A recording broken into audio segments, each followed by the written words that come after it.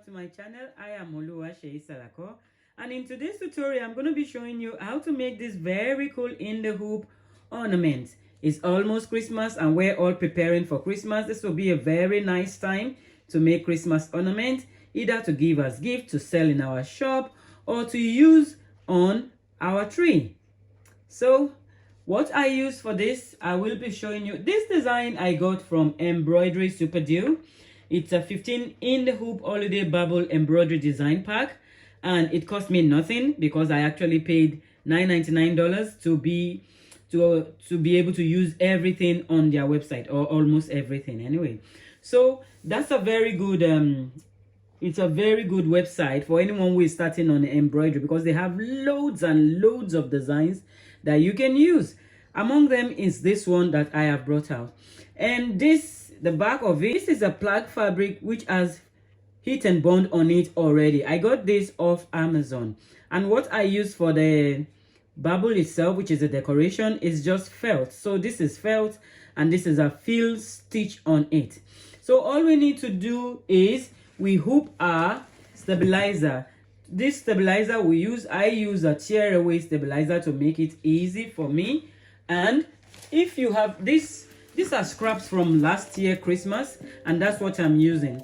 This is the felt, and I have this three fabric that they have heat and bond on the back already. So I am trying to use this one up this year. But if you do not have this, you can use fabric and either put heat and bond by yourself, or use something that will give it a bit of weight so that it's not paperweight, so that it's not flimsy. So this is what I'm gonna use. I have it already. I will go to the machine. I will see, and we see how the process of sewing this Christmas ornament, which is so very nice. I'm in love with them. You see, we would be stitching out this in the hoop ornament on my Janome 500E, because this is what I use. It's a single needle machine, and it's a very, very good machine. You can do this on a multi needle as well, but this is what I have, and it's serving me really well. So first we want to make our placement stitch in order to know where our ornament would be stitching out on. So this is I've just hooped the stabilizer, and I am going to be this placement stitch will be going on the stabilizer to show me where to put my fabric. But the first thing I will be putting will not be the fabric, it will be the felt.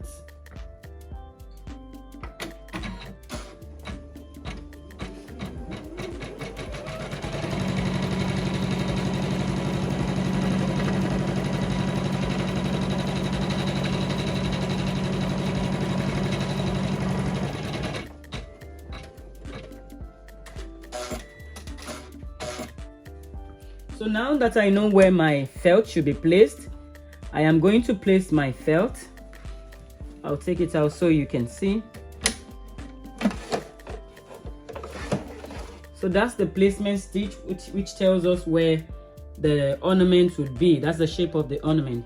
So I'll be putting my felt on the placement stitch, and it will stitch it down.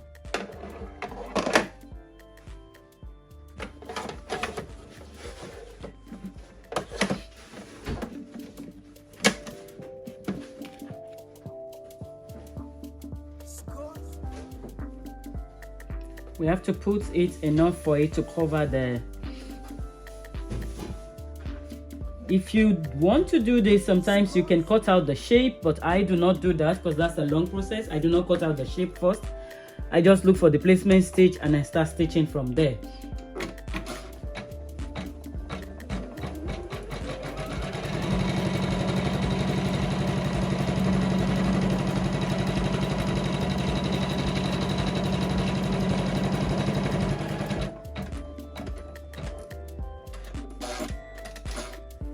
Now that I've laid my felt and it has stacked my felt down, we want to continue with the design.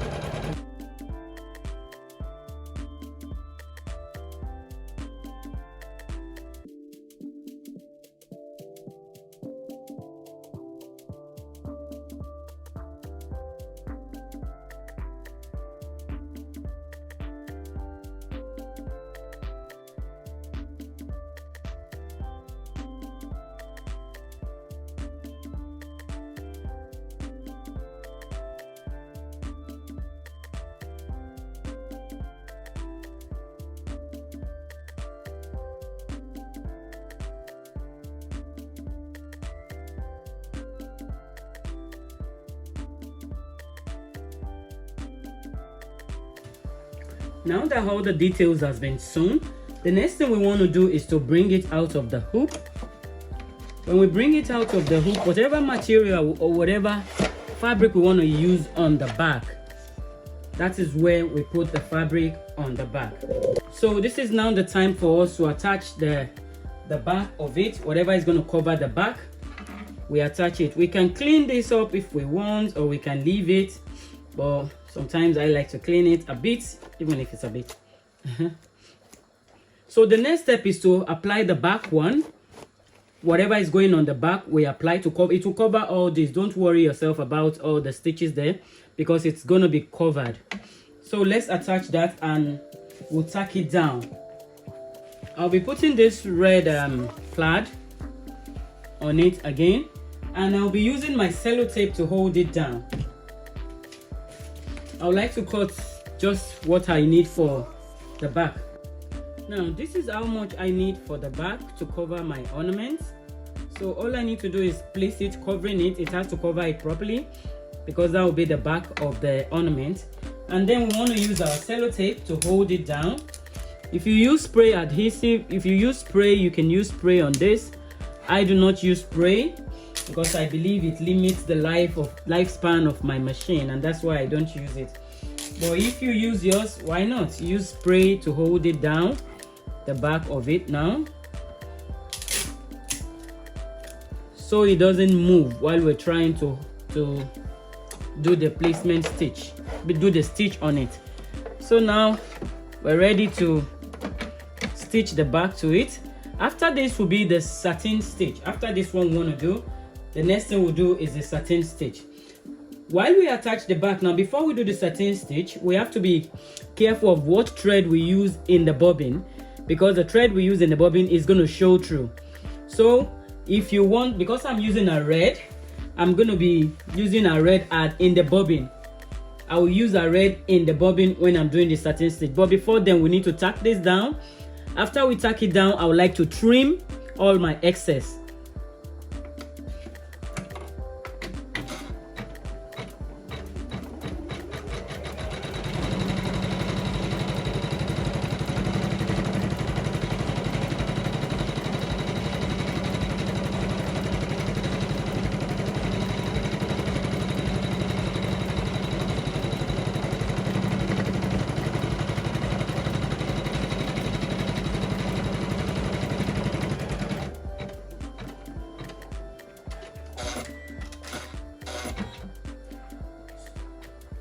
So now is the time to trim all the excess. If you want, you can still leave it to the very end, but I do not leave it to the very end. I trim it now.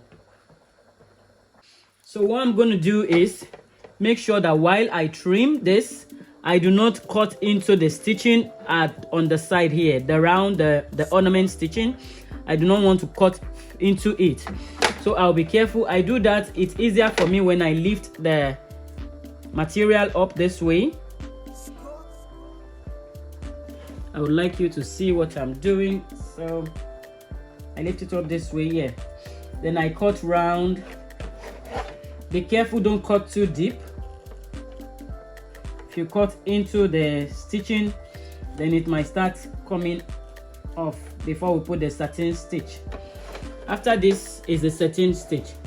So it's not easy for me to be doing that, so I'll go off camera and I'll trim it round, and I'll trim the back as well. Then I'll put the thread that I want to show on the back. I'll put that in the bobbin and we'll be back. So now I have trimmed our ornaments, and we're left with the ornament on it. Even the back, we've trimmed it as close as I can to the stitching. So now we want to go and let the machine stitch out the satin stitch. That's the last step of it now. So it's going for the satin stitch, and after that we're just going to clean up our ornaments and we'll be done.